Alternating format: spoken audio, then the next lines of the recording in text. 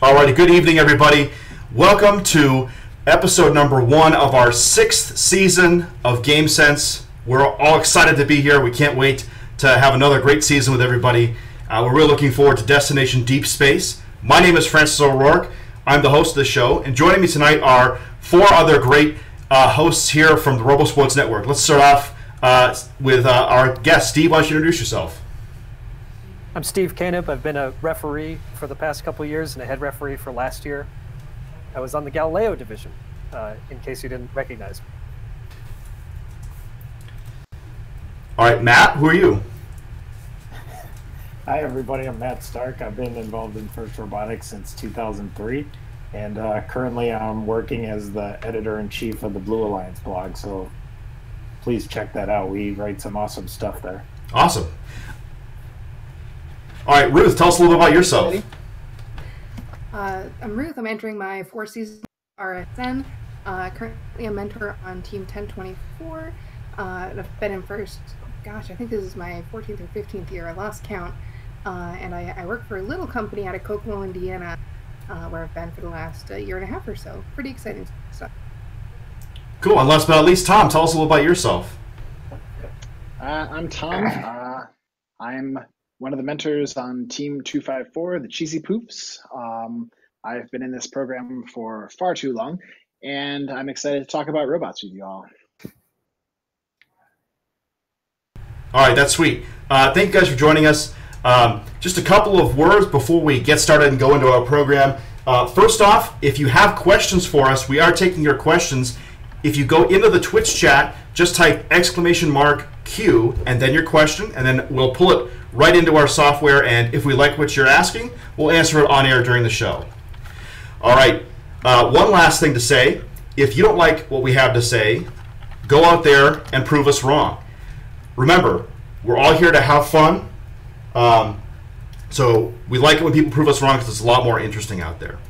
All right, so first off, we're going to get started with our first topic of the night. So it's Destination Deep Space. The game is about to begin. Today, teams are loading in for the first regionals of 2019, and we've seen a lot of robots already start off. We've seen a lot of people get revealed. We've seen some robots at week 0, stuff like that. Tom, why don't you lead us off and give us what your first read on this season's going to be based on what we've seen so far from reveals? I am cautiously optimistic about this year. I think that the last 2 years between scoring the Gears in 2017 and having one pretty easy to manipulate object last year, I think that gave teams a lot of confidence. And when they saw a game this year that had multiple tasks that they could do, maybe they were a little too confident. But I think these teams will get stuff ironed out as the year goes along. Everybody's iterating at all times. So I think at the beginning of the year, we're going to see a lot of teams who are really good at doing one thing. Like if you're just a really good cycler or if you're a really good level 3 climber, those teams are going to be really successful, while the teams that are kind of trying to do everything but aren't doing it very well, obviously aren't going to be as successful. But I'm pretty excited to see like what this game will look like at the higher levels of play as we get through the season into district championships and the championships events. I think there's a really high bar for this game. I just hope that we can hit it. Yeah, I have a similar thought too. Is basically that last year and to a certain extent the year before, we've seen a lot of teams try to do all the things because they think they can, and a lot of them have pretty much succeeded at doing all the things that were important. Now, obviously in 2017, most people just completely ignored fuel, right? But last year was a year where a lot of teams saw a lot of success, and I'm seeing a lot, like you said, I'm seeing a lot of teams try a lot of things, and kind of what I've heard through a lot of back channels of various teams that maybe haven't revealed the robot yet, or even some of the teams I've seen reveal, is that a lot of people are trying to do a lot of things, and not everything's done yet, right? There are a lot of robots out there that still have parts of the robot that they're not happy with, parts of the robot that aren't ready or finished, and I think that's true of any year, right? I always say that a robot is never done, right? There's always something you can do with a robot that people want to see, but I think it's holding even more true this year that we're seeing a lot of teams that reached higher and haven't quite attained what they're looking for yet. I have no idea what you're talking about. Oh, okay, cool. Well, Yeah, how's that reveal video coming? What's the next topic here? Francis, I think you make a really good point there, Francis. It's first really knocked it out of the park with the fact that we have two game pieces that are really reasonably easy for teams to manipulate. The hardest part of this is the integration in moving the pieces around in your robot to be able to score and lining up. Oh my gosh, that's got to be the hardest part of the game this year. But it's simple, easy to handle game pieces, difficult execution of the scoring. So it's kind of a catch-22 on how hard or not hard this game is going to be. I think that's what's hanging up a lot of people. But we've seen a lot of really great reveal videos coming out, and I've got good hopes for week 1. Yeah, I would agree with Ruth. I'm really excited for the potential of this game. And it's tough because the game pieces themselves aren't overly complicated to manipulate, right? They're fairly easy if you can fit from your prototyping and strategy designs. You can figure some things out. But the part about the game that's tough isn't the pieces themselves, but where they have to go. It's over half of the places you need to score are not in direct view of where you're driving from. A lot of either inferring or using a camera on the screen on the driver's station, or trying to figure out how are you going to quickly score these objects. So the pieces themselves aren't hard, but where they have to go is pretty tough to try and figure out. So I'm wondering, in the first early weeks of competition, we're going to see a lot of robots struggling to figure out how are we going to do this quickly. I'm even less confident than the rest of you are, because I was just thinking about this. Aside from 2015, when was the last time that there were two different game objects to manipulate? Was it 2004? Because I think you're right. Yeah. What I'm worried about is that what I saw in the first couple of weeks last year was teams tuning their heights and how their elevators or arms or whatever they had moving. And now you have to tune it for two different things. If everything's working well, then everything's working well. But I think a lot of teams were running like full manual, and now you're trying to do that with two very different objects that you're picking up differently, that you're placing differently on different heights, like 2011 style with the height difference there. But everything that has to be manual this year is going to, I think week 1 is going to have a lot of really slow, like you're at the rocket. You're totally at the rocket. Yes. As you try, right. You're trying your darndest. Right. Absolutely. And it's not like there's a lot of leeway there either. I mean, the rocket design, the place you're scoring the cargo in is pretty much the same size. It's not that much bigger. So you have to be pretty accurate to be able to get those in. So yeah, I'm in total agreement with you, Steve. Yeah. I've been lucky to see a lot of teams in Indiana driving in the past couple of weeks since since week 0's happened and bag day happened, and it's, I think, really when it comes down to getting stick time for teams is really where we're going to see the difference.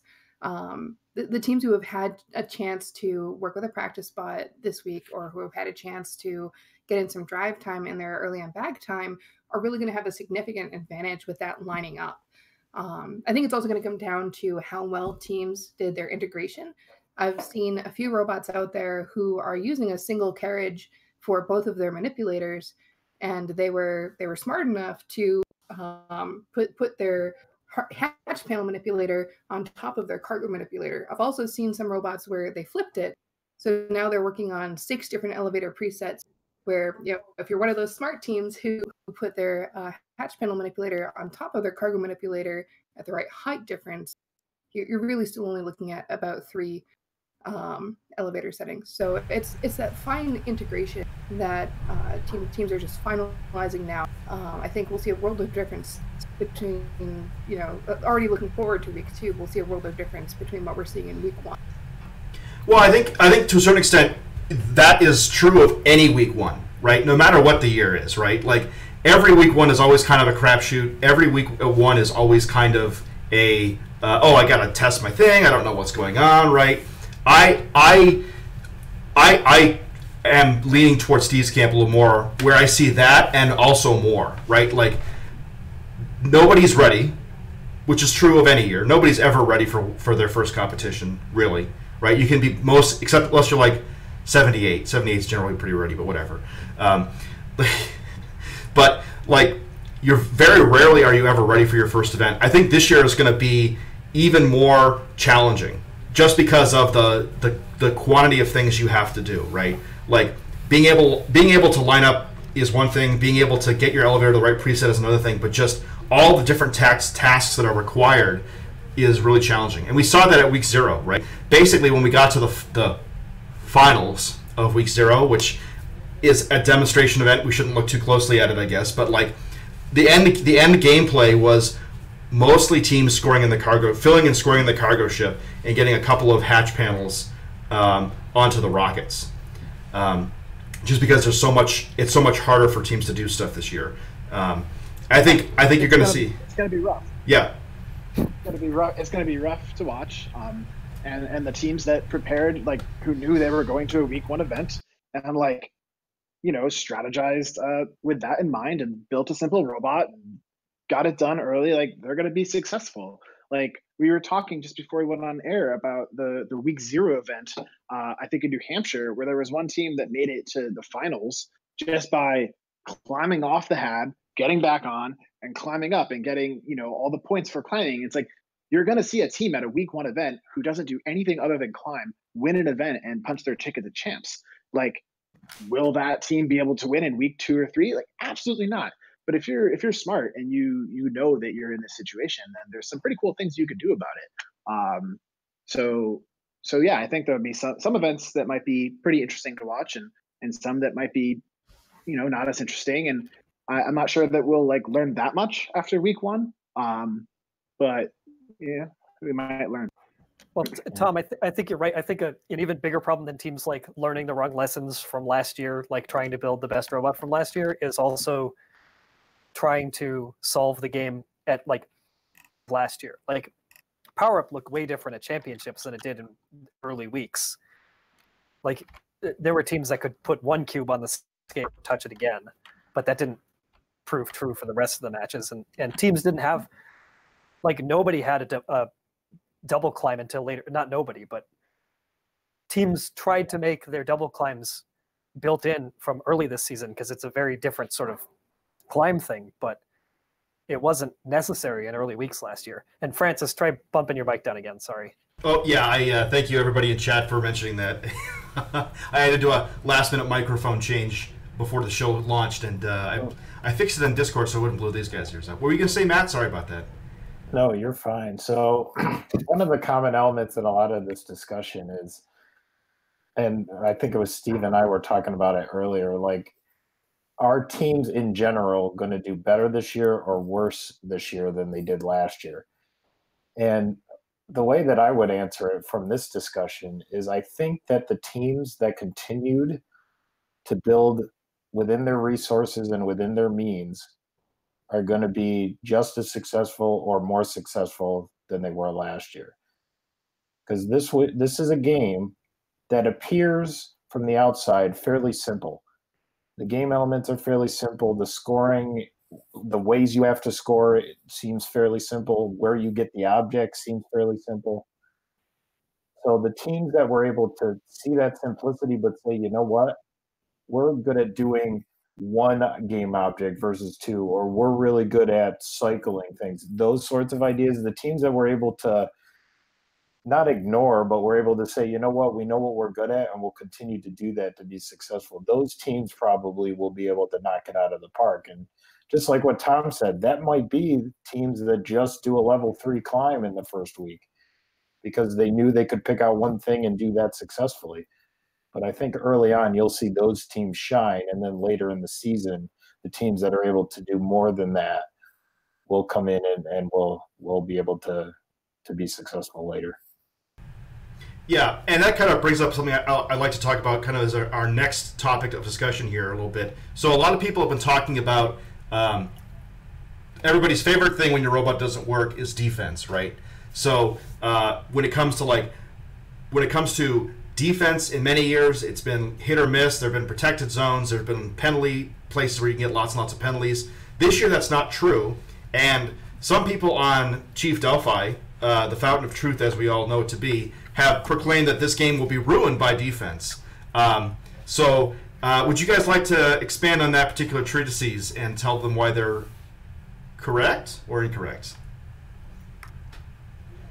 Yeah, I mean, I think that take is a little too hot for me.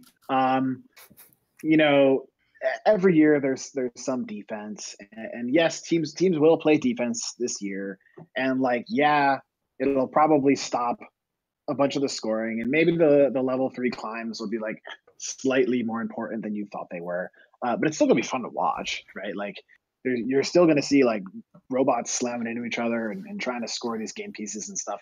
And I think if you talk to the teams who are perennially, competing for the world championships, like if you talk to your every year Einstein caliber teams, like everybody knows that this is not going to be a surprise to them.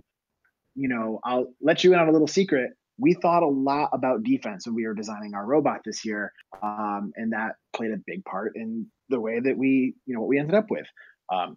Will it actually matter? TBD. But people are thinking about this, right? So when you get up to Einstein, it's a chess match, right? Like, and you're gonna throw your punch, and I'm gonna take it, but I'm gonna give you a bigger punch back, right? And what kind of chess are you playing? I'm Yikes! Full contact. Chess boxing. Listen, I mean, we've seen this in years before. So say both alliances are kind of in a configuration, right? You have 2 scorers and 1 like base spot.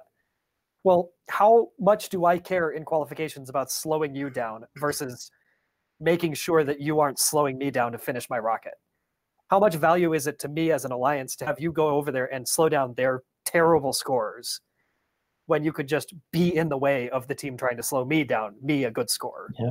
So there's like, and another thing, teams that play defense are not the best at driving usually. Everything that goes into what makes you a defense bot is that's the last thing that you become. Yeah. So the best team at defense on the alliance is not playing defense. Right. So. I would love to see, we saw it in 2014. I would love to see 254 play like 2/3 of the match as defense. Like, watch how they played defense with like a real 2014. If you want to learn how to play defense, watch like the highest levels finals from that, because the best scoring teams also had to play defense. But on a personal note, don't do that, because I don't want anybody to play defense ever. I hate it. Oh, Steve, you hate fun. No. Well, but you bring up a good point, though. Oh, go ahead, Ruth. Oh, no, go ahead, Francis. Okay, I was going to say, so you bring up a good point, like, especially last year, where once you had a lead on the scale, your best scoring robots can go and play defense, right? And last year's defense was basically sit in a particular spot and don't move, or sometimes just score in the switch and bury them, right? But this year, I firmly believe that nobody's going to fill up every single scoring location. No alliance is going to fill every scoring location on the field, I believe. Another good point here is that, this game kind of has 2 modalities. It has the qualification. There's basically one game you're going to be playing in qualifications and one game you're going to be playing in eliminations, right? And in qualifications, you're going to want to get that full rocket. And I can totally see defense being a really big deal there. Say you have, a really good team like 1678. They're obviously going to be trying to do the whole rocket to get the ranking point, and like, you might be able to stop them. I think that full rockets are going to be fairly rare. The level, the ranking point for the HAB is going to be, you're going to get that way more often. But then when you switch to eliminations or playoffs, those teams that kind of like were really good at defense and qualifications, like maybe aren't as effective anymore. Because if you're trying to defend me from getting to the rocket, like, boom, I scored to the cargo ship. Exactly. Like, you can't defend all the things at once. Right. I think we're going to see defense a little bit along the veins of what 1519 played on 2013 and a little bit of what 319 played in New England. New England just, well, no, I mean, like, they were playing zone defense. They were setting the pick so that, they were distracting the other teams while their partners were getting set in the Frisbee loading station to be able to do the fulfilled shot. Like they tied up 2 team members by sitting there and just setting the pick and playing the zone defense. It's going to be similar to what 319 did in the 2016 New England District Championship as well. Really just not man to man. You're playing the zone defense. I think defense in this game is going to be most effective when you're close enough to rattle the other team, right? If you can keep a calm, clear, collected head and not panic, you're going to be fine. The only reason you really have to worry is if you've got a holonomic drivetrain. I worry a little bit for 118. I know that their drivers are absolutely fantastic, but they're going to want to watch out for people absolutely harassing them over the course of the event as they're trying to score on the rocket and they're trying to score on the cargo ship. Is a little bump might be enough to knock them off of their alignment, and that lost time in their cycle could add up to missed hatch panels and missed cargo. Yeah. That's true. I think that like not I have no idea what Poof's robot looks like, but like to what this is, I'm gonna guess what Tom was saying earlier, right? That like, hey, they planned for defense, so these top teams are like, well, I'm just gonna make it so that when I'm at the rocket, I just score quickly, right? And we've seen that in a lot of reveal videos, right? And that's fair. Yeah. It's a reveal video, so in a perfect world, it works, right? Yeah. But on that respect, and also, so the thing is like, playing zone defense is hard because you have a very big zone to cover, right? You could notionally, as a team at a loading station with a game piece, someone's in front of you, so you can't go where you want to go. In playoffs, you can just drive along your level 1 hab and escape off to the right side to go to the other rocket, or if they're in front of the rocket, you can go to the cargo ship, like Tom was saying. There's so many options that if you're defending. If you're defending in eliminations, you have to be extraordinarily good to have a serious impact compared to what you might be able to score. I think if you have a working scoring device, that is, right. Obviously, there are some events that don't have that many scoring robots, but yeah. Yeah, I would agree. This game requires a lot of finesse, so your defense doesn't necessarily have to be pinning somebody against somewhere for under 5 seconds or. Like, you don't need to do that in this game, and just harassing enough to make the drivers a little twitchy, just to, because they got to line up, and the places you have to score, you got to be dead on to get them. And there's a lot that goes into that. And it brings up something we were talking about before the show tonight was we've noticed in the reveal videos that robots seem to be on the smaller side this year. And I think teams have maybe taken something from last year where Power Up had even, I want to say there was more surface area covered in Power Up, but they took and knew that there was such a small area in Power Up, and I'm noticing that a lot of teams this year have been making a smaller robot knowing that there's going to be issues with trying to get through places with defense going on and even their own alliance partners. So yeah, the defense has had a lot of effect on design in the last year or two. Well, I don't know so much that defense has had an effect on as much as there are very narrow paths. This is one of the most cluttered fields we've seen since 2017. The path is not big between the rocket ship and the cargo ship. So I think people are more considerate of keeping those travel lanes clear. I know my team built a chassis the same size as last year, within 2 inches in one dimension. But I don't know that defense so much played a point there. I think consideration of defense would play a point in what you chose for your drivetrain. You're either going to build to counteract defense, you're going to build something that can't be pushed or is going to do a boatload of pushing, or you're going to be able to outdrive your defenders. And I've got 2 points to add. Oh, sorry, Ruth. I've got 2 points to add to this. I think that go push them and pin them defense has been dead for a long time now. For example, if you watch Einstein of Houston of last year, where my team in 148 and the Spartabots won the whole thing, the Spartabots had a crazy contribution to our alliance, and they moved no farther than 5 feet for the whole match. They would block the loading station as someone comes in. If they got around them, they would spin out and block their way out. And just that is enough to slow down these people who have practiced these cycles on their practice robot over and over and over, just throw them off. Like they shut down 1323, who was like one of the best robots in the world, just sitting there. And the other thing is like about small robots. Yeah, we're going to see a lot of small robots, but I don't think it's because of defense. I think it's because everybody wants to be a good neighbor on the top of level 3. You know, if you can fit 2 robots up there because they're both really tiny, then like you have essentially got, you know, the double climb, but you don't need to have this crazy complex mechanism to do so. Oh, absolutely. And I think one thing that we're going to see, despite the additional 5 pounds of weight, we're going to see some of the lightest robots we've seen in I don't know how long, maybe since 2014. Everybody's going so compact to be able to reduce their weight so they can get that level 3 climb just that much easier if that's what they're going for. Can I also sort of say something like this? When you guys were talking about teams doing things from last year, that Steve and I talked about this earlier today. Y'all notice that there's a lot of people doing like pass-throughs and over the top to go behind the robot kind of things this year. Yeah. Oh my God! Have you seen 6886? I know I wrote about them in the TBA article a couple days ago, but oh my God, them and Argos and the sheer number of hatch pass.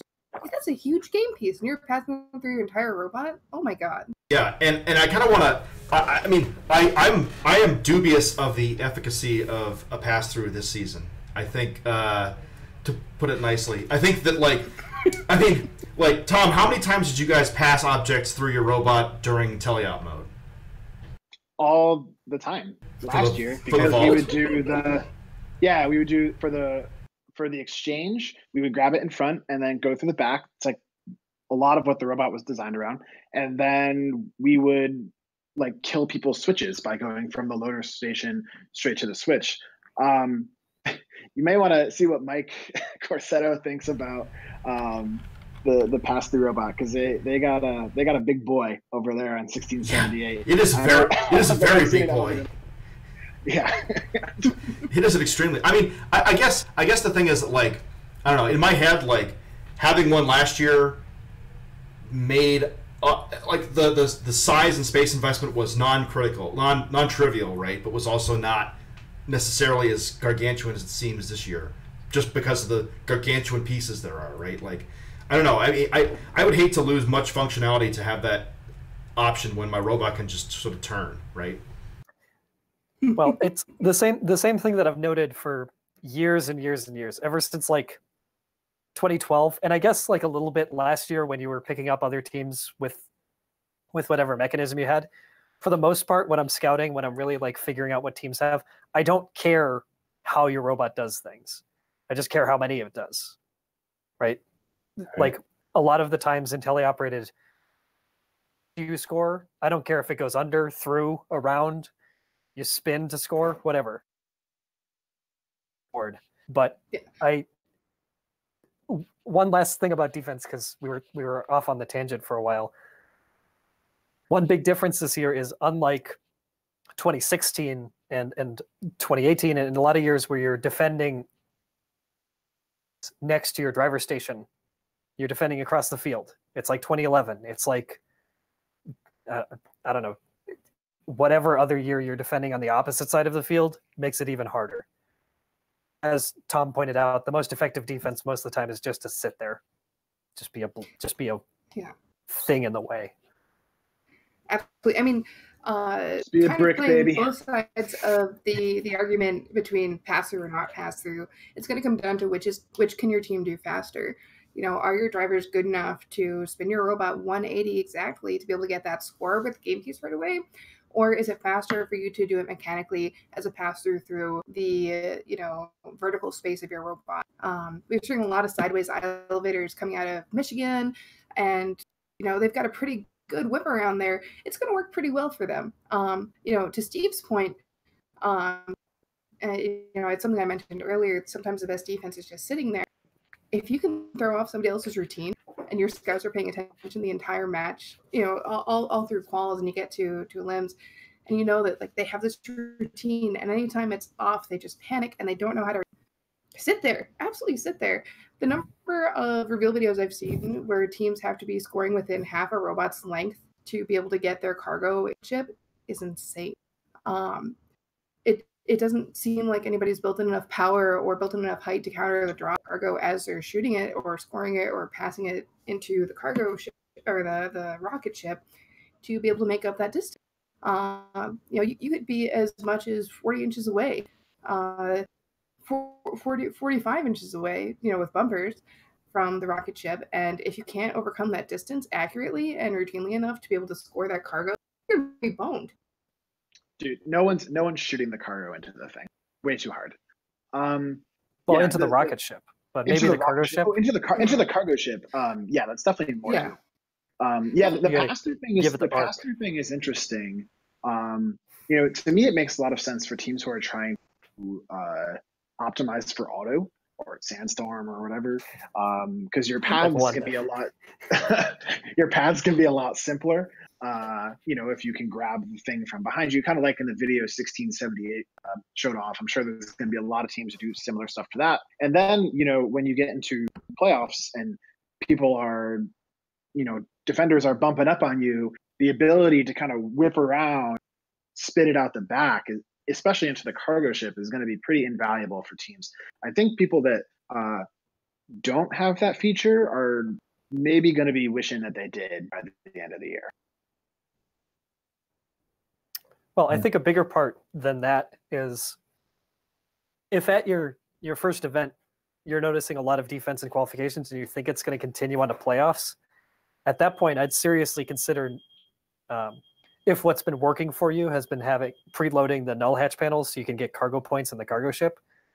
If you think you'll be seeing a lot of defense, then it might be worth it to leave those null hatch panels off. So if you have a hatch panel, there will always be a place for you to put it during the match if somebody's really blocking a rocket.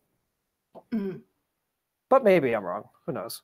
I mean, it's an option for sure. It's that's something I really have to think about. You know what? How about this? Somebody try that week one. Somebody's playing week one. Try it. We'll see if it works or not. No, I don't. Wait, hold on. Yeah, just blame us if you lose. Go out there and prove us wrong. That's what I GameSense told me to do it. Yes, exactly. Do not go into a ref question box and say that phrase. Oh my god. Not even if Steve's the head ref. All right. So let's sort of change topics a little bit. So we've talked about defense. We talked about what we've seen so far. Can you guys give me a little bit of an overview of what you think an average match this week is going to look like? Do you think there's a huge amount of variability between events, or do you think that we have sort of like a standard, what teams are going to do, what's going to happen, who's going to do what sort of layout going on for week one? I think we'll probably see about 15% rocket completion, like across the entire field. No, you know what? That's high. That's way high. 10% rocket completion across the whole field this weekend. I think we've got something like 19 or 20 events. And there's a surprising number of heavy hitters playing in this early event week. I think that folks will have no problem getting the cargo ships done. I think rockets are going to be the big struggle, and I think we'll probably see probably 30 to 40% for level 3 climbs, and probably 45% of matches will have that HAB RP.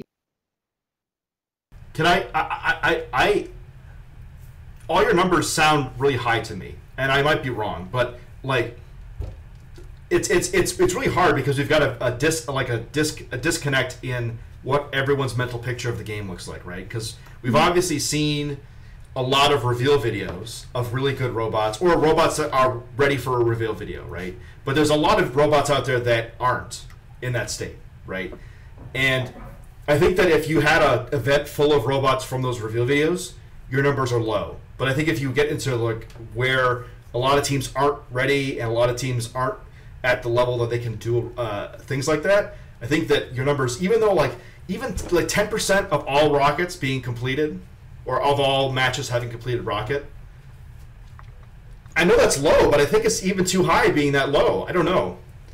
I mean, that's 1 out of 4 rockets completed, is what I'm saying. I think that small single digit numbers of rockets will be completed. It is really hard to get that many things in there that fast. If you're thinking that the best absolute best team in the world, if you just look at how much time it takes to do everything, the absolute best team in the world is going to have a hard time consistently doing a full rocket. Now, if you pull that back and you think about week 1 teams, most of which can't score on the second or third level effectively, like I'll be really surprised if we hit more than like 5% full rockets. I think there's going to be a lot of dropped hatch panels. That's the thing I'm interested to see. I think that when you're building something up in your shop and you're, kind of driving it right next to the thing, right next to the goal, it's easy to align it or back up and do it again. But when you're out there and you're in the left side driver's station trying to score on the right side of the cargo ship, and you're doing it by a camera and you can't really see what's going on, and you hit that deploy button and it misses and you have no way to pick it up off the ground or move it from in front of the thing there, it's like you're going to be hosed. Yeah. So or be able to tell if he actually scored it. Yeah, exactly. Like, what do you have to look at the camera? Well, I'm more worried about teams getting them from the loading station. Even I saw a lot of, so I managed to watch all the matches from the official week 0 event. Oh, did you? It was mostly teams trying to get them out of the loading station and just it dribbling out. And maybe teams will figure that out, but it's the first time that they've been on a real field for almost basically every single team except the few that are playing in like New England and the one Montreal team.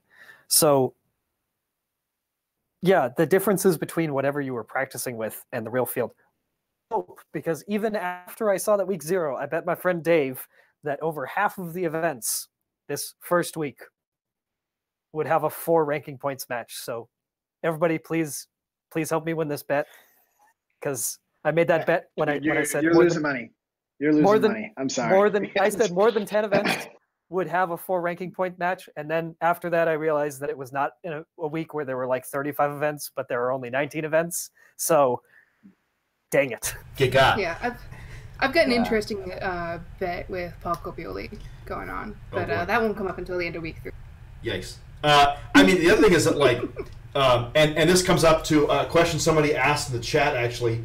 We'll cover that a little bit later when we do a question segment. But, like, I feel like almost every robot that got revealed has a level 3 climb, right? And I know that's hyperbole, but, like, it seems like lots and lots of people have a level 3 climb from videos. How common is that going to be, really? I think you said 40% getting the ranking point. That's not impossible once teams learn they can sort of yeet themselves onto the second platform. But I don't think you're going to have... Steve's shaking his head. I think you're going to have more than, like, maybe 3 or 4 robots that are even capable of getting to level 3 at most events. My thought is that the teams that will be able to are the ones that will go back to the hab very early. I shouldn't say very early, but significantly earlier than endgame, to start lining themselves up and like getting themselves feeling comfortable to do it. It's going to be the typical the teams that really know, because it's a lot of points early in the first week or 2 to be able to do that. So it's worth spending the time to take your time getting back, making sure you're lined up right, and all of that kind of thing. So I think that's what we'll see early on. With level 3 climbs anyway. I agree. We haven't seen much level 2 and level 1, probably because those teams assume that other teams will do it. So you're going to show off what you're able to do, and the teams that decided not to do level 3, they wouldn't either put it in their video or they haven't shown it yet because they're not worried about it.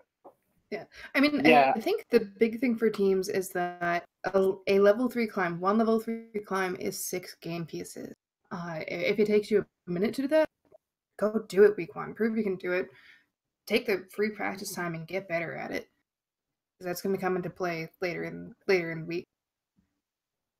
Yeah, if I built a level 3 climber robot and I'm competing week 1, I'm feeling really good right now going in. That being said, as I said before, you're going to see a ton of events. Actually, I bet that most events will be won by a level 3 climbing robot. But like, if I was one of those teams and I'm thinking strategically about what I have to do for the rest of the year, like, that ain't it, Chief, at Champs. Right? Like, having one robot take half the match to climb up is not going to be it great. worked in 2004. Yeah. So, but That took all match. yeah, and I my walked team to got school dynasty, both man. ways uphill.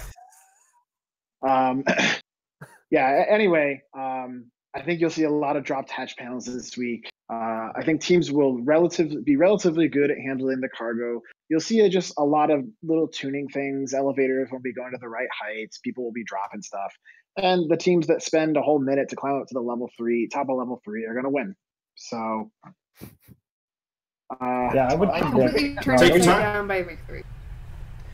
Oh yeah, 100%. Like, I mean, I think to sort of expand on what Tom was saying, I think you're also going to see a lot of cargo ship play because of the fact that people can handle cargo better than hatch panels. So you're going to see a lot of the cargo ships get full or nearly full. A lot of null hatch panels get placed. A lot of teams trying to go. Every null hatch panel is going to be out there. Yeah. I doubt anyone will. The null hatch panel is going to be out there. I bet. Making up numbers here, but over 90% of the spots available will be null hatch panels. I believe it. I believe it. I mean, I think you have to have a very specific plan if you want to try to put cargo in there. Like you have to be very good at getting that one thing in, right? And I think you're going to see a lot of people in auto trying to cover up those front panels, those front cargo ship ports. They're not going to. A lot of times they're not going to do it in Sandstorm, but they're going to get better as time goes on. So, go ahead, Tom. Was it Tom that said something? That was me. Oh, Steve. No, Go ahead, actually, Steve. one fun thing that I saw from the Sandstorm at week 0 was you do not have to completely put the hatch panel on before the end of Sandstorm. You can just smush your robot up against there, just kind of holding that cargo ball in until then you can see your robot and you're like, oh, okay, now I can readjust and actually get it on the Velcro. You don't have to like slap and pray that it stays on because it doesn't matter. You can just sit there and wait. It's a great point. That's going to be a worthwhile Sandstorm period for teams probably all the way through the end of the season. Yep, that's a great point. Auto modes are so boring normally. It's going to be great this year. Yeah, and Everybody's going to be able to just. Last thing before we move on, I want to warn everybody that if you've got a tall driver and you put your face near where that Sandstorm shield goes, it does flap in the breeze when it closes. So I bet you we will probably have more kids get hit with that fabric than we will fill rockets this week. I can't wait. It's going to be great. Is there an API endpoint? Can I go No, to Blue but I heard Eugene's working on some vision. He's working on some vision solutions for that. So when he sees someone go like this, then it ticks up and there's an API endpoint for it. So. All right. Amazing. Hard solutions. Yeah. Exactly. Yes. All right. That's what Woody says. Yeah. Exactly. All right. So before we move on to questions and end the show, I want to throw it to Tom real quick because Tom surprised us today. He made a website of a thing called Tom Top 5. Tom, do you want to talk a little bit about it? Uh-oh. Did Tom freeze? I think Tom froze. I think he doesn't want to talk about it. Tom, it's okay. We still like you. I know it's a little scary. It's a little weird, but... Yes. Oh, no. Oh, yep. Tom froze. Oh. Okay, so Tom has this website, and it's Tom's Top 5. TOMSTOPFIVE. And he lists his top 5 teams. Yeah. Tom, are you there? Do you hear us? Yes. Yes. All right, So excellent. it turns out that when you click unmute, sometimes this app crashes. So sorry about that, everybody. Yep. I don't know what was said. I hope you didn't say anything mean about me. But No, anyway, but we actually revealed yes. your robot. Sorry. Oh, that's fine. Was it a warm event? So so I made this website. It's called tomstop5.com. 5 is spelled out. I think I heard Ruth talking about it. Basically what this comes from is my friend Adam Hurd, one of the mentors for 973, noticed that basically every week I was telling him that I thought a new robot was the best robot. And like up to some point, as the robots get better, a new robot is the best robot. So anyway, I made this website to track what I thought were the best robots through the year. So I'll go through them really quickly. At number 5, and this is for all the teams who have revealed up to this point in time, and this is completely subjective. I just make these up. So if you're not in it, I'm sorry. The If points you don't are in matter. it, you're probably not going to be in it next week. So anyway, Team 5 is 179. They had a really cool robot that could do all the game tasks pretty well. They usually come out really strong in the beginning of every year. So I expect that they'll be pretty good. Number 4, it's my friends on Team 148. I really, really like the way that they drop the hatch panel off. It seems really, really compliant. I think that's going to be important. It looks like they've put a lot of iteration into that. 1678, I have it number 3. I haven't seen too much of their robot, just the couple of seconds that they showed in that reveal video, and they've done some faked stuff before. But I think that when they get it all put together, it'll be working great. Number 2 is 1684. This was a robot that I thought was so cool of their reveal video. I really liked their hatch panel intake, how it's a couple of wheels instead of some janky pneumatic thing. I think they'll be really strong. And then number 1, I had 118. They, some people are giving them crap about their H drive, but I think it's pretty brilliant. At least in the playoffs, it'll be great. We'll see if they can seed number 1 if they get beat up a bunch because of it in qualifications. But when they do get in the playoffs, if they can team up with somebody good, that robot's going to be really, really good. So that's where I have it right now. As I said before, completely made up. So we'll see what it is next week. All right. Well, thanks, Tom. And it's fun to sort of get anyone's perspective on who they think are the top robots. It's a fun thing. Okay. So with that being said, we're going to move on to questions. So if you've got a question for us, please, now's a time to do it. Type !Q followed by your question in the chat. We've got some questions from some other folks that went off just a few minutes ago. So we'll read one of those right now. So here's a good one, and this is kind of looking forward to a ways away. This is by user BLM225, and they're asking, what is the total number of robots capable of lifting 2 other robots and themselves to level 3 that we will see by the World Championship level?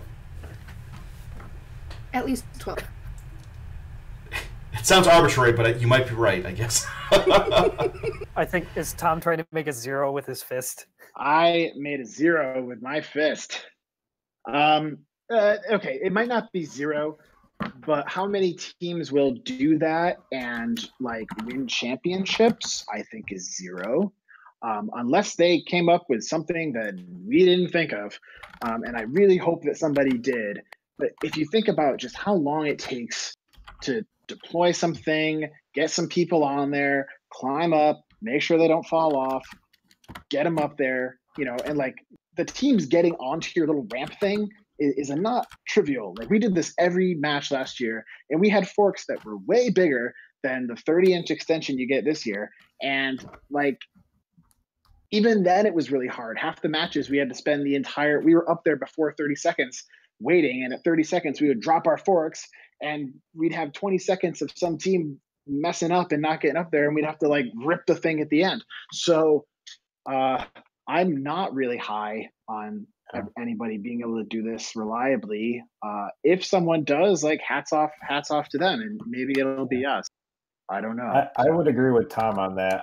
I see it more that we may see teams that are showing that they may be working on it, or that they may have a system that might be showing up for champs. I think we may see the potential of it.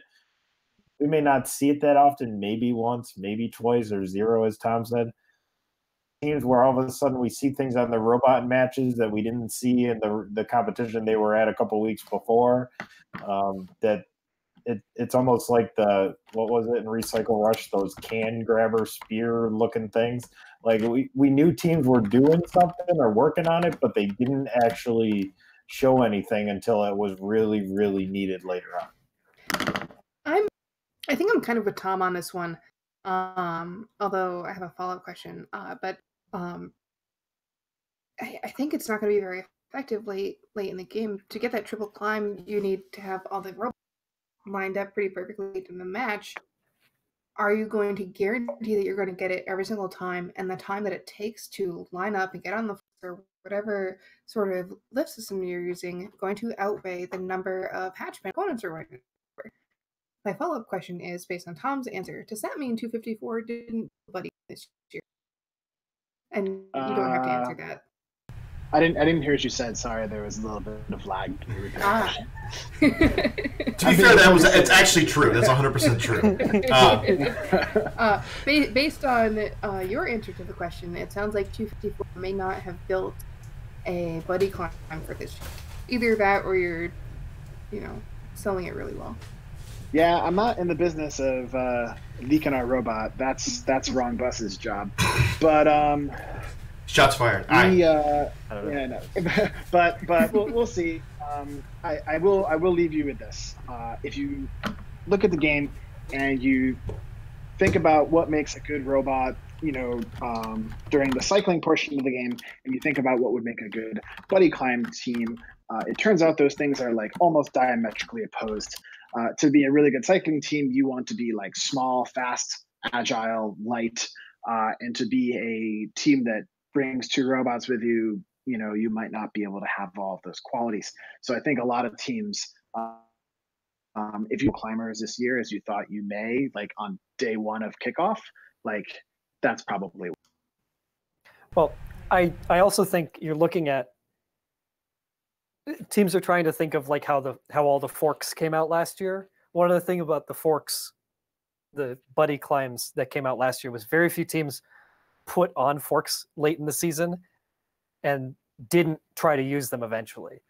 This is a very different system. Like if you think that you're going to show up to championship, slap on a couple things, and then lift all three of yourselves up, I'm not going to try. There's a lot that you would have to prove to me before I'm putting my robot on top of yours. Yeah, the physics problem for this game is astronomically more, pun intended, more than like last year's physics problem. And another big issue is the incentives for this buddy climb are nowhere near the same as they were last year. Last year, you had a huge incentive to do it during qualification matches because you wanted to get that ranking point. And then in the playoffs, when it really mattered, it was kind of the difference if you were close on points in other areas. This year, qualification matches, you might, even if you had a buddy climb that worked effectively, you might legitimately say, I want to go up by myself and have you drive up because I care about the ranking point, because we're already going to win this match, and I don't want to fall over and smash all of us. And it's almost the same thing in playoffs, where just, can we devote these two robots this much time to do this? Because last year, at the end of the match, there weren't that many points that you could get left. This year, at the end of the match, you can get the same number of points that you could at the beginning of the match. It's a completely different game. How many ramps do you think we're going to see? I saw one video of a team that had a ramp, but it didn't like quite make it to the hab. So like the other team would have to like Dukes of Hazzard. Yes. Yes. Awesome. The ramps are the only ramps. The ramps are too short of my favorite. Yeah. I don't want to see a perfect ramp. I just want to see ones where it's like, you sure about this? Oh yeah, we're gonna yeet it up there, but use you as well. Full send. That is send. The only way. That's the only way I want anybody to refer to using any part of the ramps to getting up to a higher. Just always refer to it as yeet it up there. The kids will love it. Yes, I hear kids love it. All right, with that, we'll do our next question here. Okay, the kids like dabbing, I hear too. Anyway, so next question is, as a thought, I gotta figure out how you actually pronounce that. It asks, how many failed level 3 climbs are we gonna see? I'm gonna quote. How many ramps will there be? Yeah, I'm gonna quote 21 Savage here and say a lot. Okay. Truthfully, though, like you're gonna see a lot of teams that haven't played on a real field are gonna test out their level 3 climbs at their events. And they're going to fail a lot this week until we get that system down, whatever that may take. Yeah, the biggest thing I remember from week 0, and it just sticks with me, is I think it was match 9 from the qualifications where 58 went for a last second climb, and they just didn't quite get there, and it was about 30 seconds for them to fall off of the platform, and they ended up not getting it because there was one, but. I think in the early weeks we're going to see a lot of failed climbs just because people aren't going to get that timing and that cadence right to be able to get that level 3 climb with time to spare and get settled and safe on the platform. So first off, it's pronounced as a teeth. this by now, Francis. Okay. Second, in week one, there will be more failed HAB level 3 climbs than successful HAB level 3 climbs. A lot of teams that really have it down, and you're going to have a lot of teams that are, for nothing else, just trying what they have. So they're going to be teams trying to get up there, failing more often than successful teams get up there. I'm so excited. It is going to be awesome. Like, I saw there was one out of week 0, and it was really cool. They like extended all, like they had 4 posts, and they would extend straight up, and then they were like, "All right, we're up. What do we do now?" Because like now we have to get on the platform. So they would like lower the front one and like rock back and forth until eventually the robot like got a wheel over the corner. I just hope that robot's competing this week because it was so fun to watch. Yes, well, I do like, perhaps the only thing I like more than the robots who go up and don't have any specific plan to come down is the robots that have a specific plan to get on the HAB, and that is to just let gravity take its course, right? Just to have trust fall onto the level 3 HAB, right? And you know what? For videos, it works great. I really hope that it works for the robots. I know that there's some robots that control their fall, and some robots just kind of just tip over onto the HAB. And if it doesn't cost you much from design standpoint, it's worth it, I guess, but it's not nearly as reliable as a lot of dedicated systems are going to be. But all right. Cool. What's our next question? Yes, next question coming up here. We've got, this is from a pronounceable name, Ginger Power 20. They ask, right now, would you prioritize improving your cycle time or adding a level 3 climb for a team that doesn't have one? My Cycle mind time. immediately goes to cycle time. Coming from a teacher standpoint, which is where I'm at, it would all be, guys, we're doing way more practice time at this point than we are trying to add a mechanism, because we need to become really good at whatever we decided to already make.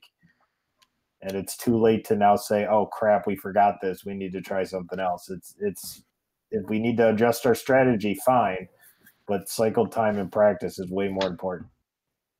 The question you have to ask yourself is, how close is your robot without the HAB3 mechanism to having a HAB3 mechanism? Do you already have your weight balanced where you'd want it to be?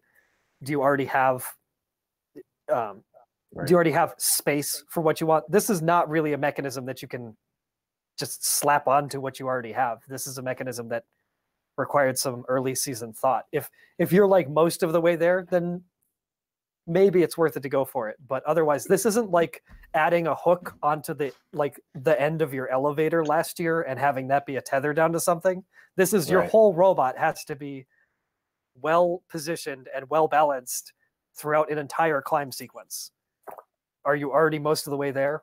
Yeah. I mean, strategically early on in the year. Sorry, Ruth. Oh no, go ahead. Strategically early on, you know, as we've said, the climber is going to be much more powerful. Like if you've nailed that, like you're probably going to win your regional or at least come close. But if you haven't gotten that far yet, like unless you're in a district that allows you a lot of on-bag time, like chances are you're not going to pull it off. That being said, if you go to improve your cycle time and you bring yourself from like 40th percentile robot to a 60th percentile robot, like you're still a 60th percentile robot. So like, what do you do at that point? How do you make sure that like at the regional level, your goal should be to like punch your ticket to champs, or at the district event, you should be trying to punch your ticket to district championships. And the best way to do that is to get as far into the bracket as possible, right? So like, try to think of novel ways to set yourself apart. Maybe it is going out there and just like wrecking on defense, or just being really good at the cargo, or like just don't get into a cycle where you're dropping stuff and you look like kind of mediocre, even though you're 10% better than where you were before, because like that's not going to get you very far.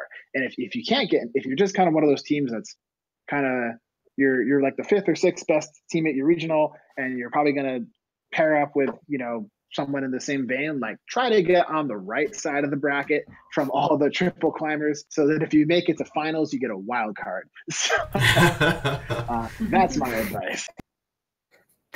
Inspiring words from Tom. Yeah. Hey man, it's a game. Like I mean, it's true. Like win.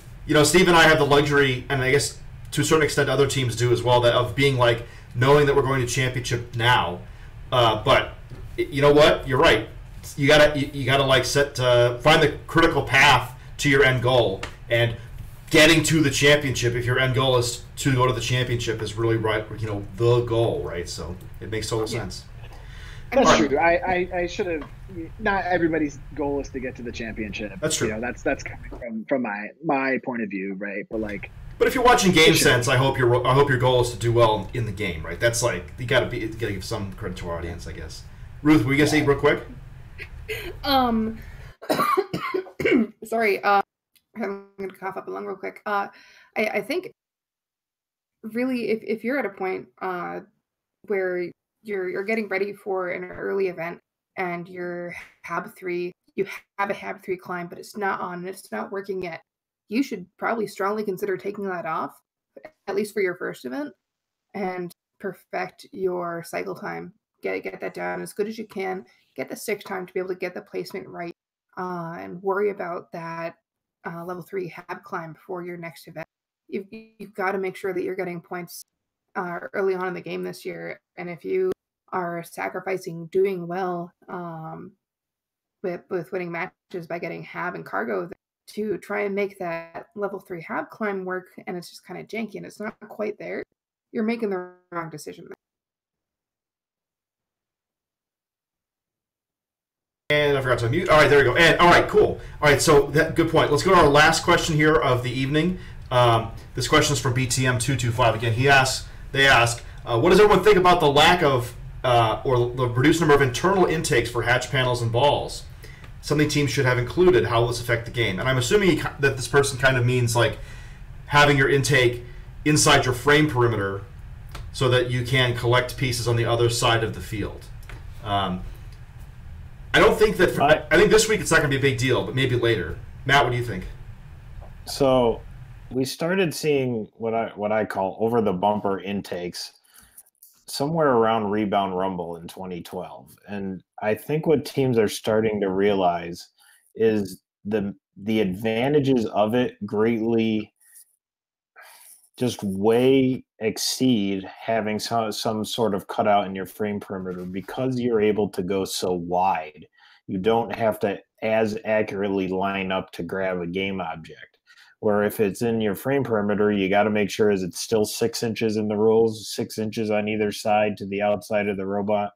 And you're kind of locked in to be a certain size at the maximum. So being able to figure out a way to get it over your bumpers and in your robot gives you now all of the width of my frame perimeter I can use to be able to get that game piece in my robot. So that's my take on it. The other thing we've talked before the episode was going back to defense and keeping yourself protected. You want to be able to keep your entire robot protected, and the best way to do that is to have bumpers all the way around your robot. So keeping everything locked in internally allows that as well.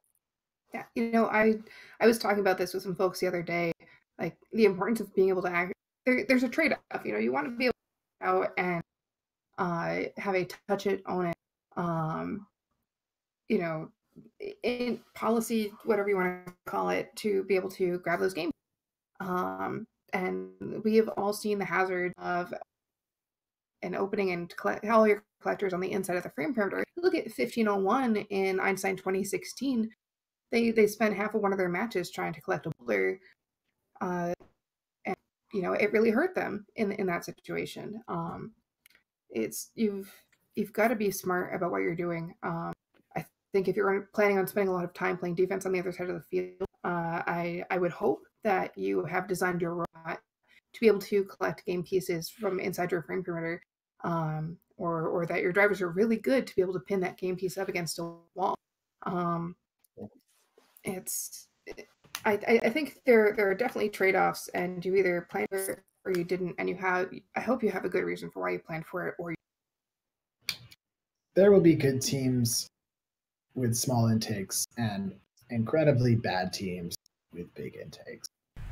That's true.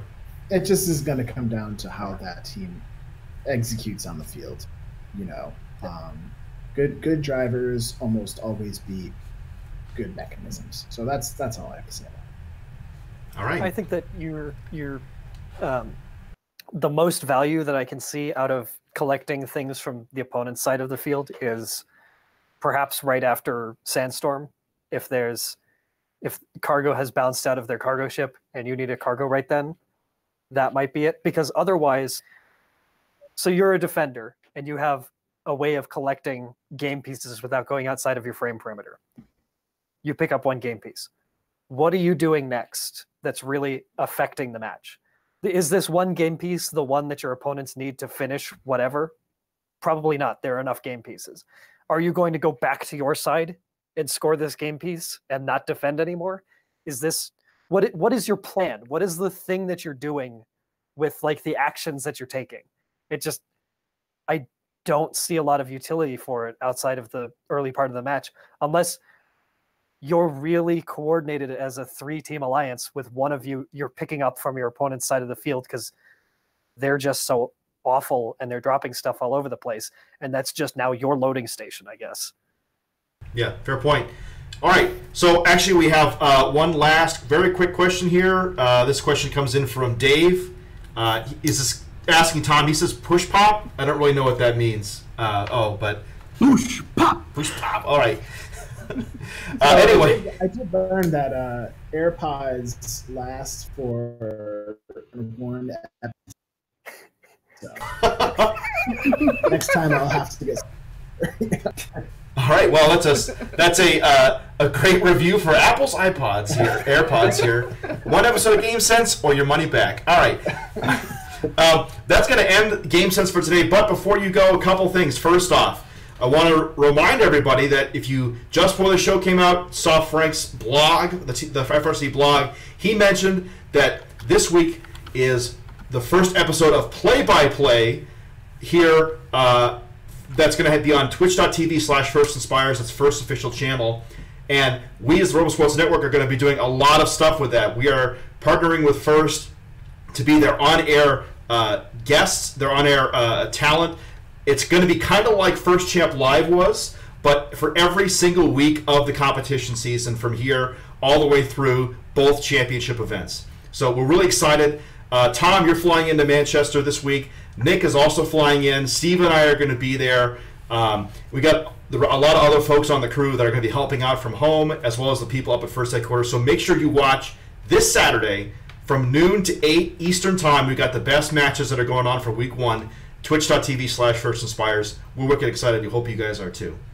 Couple to end off though, Steve, Matt, Ruth, and Tom, thank you so much for joining us. If you're watching at home, thank you so much for watching us. We really like to have you here. If you like what we do, consider subscribing to us here on Twitch. It helps us to cover all the costs we have to go out and do live events, like when we go to IRI or Chesney Champs or Beach Blitz or Capital C Classic, or even These things cost money, people. They do cost money. Planes are pretty expensive, and also so are good microphones and streaming equipment, like my broken microphone that just broke today. So I need to afford a new battery here, people. More batteries. So if you've got Twitch Prime or Amazon Prime, consider signing up and clicking that subscribe button for us. We really appreciate it.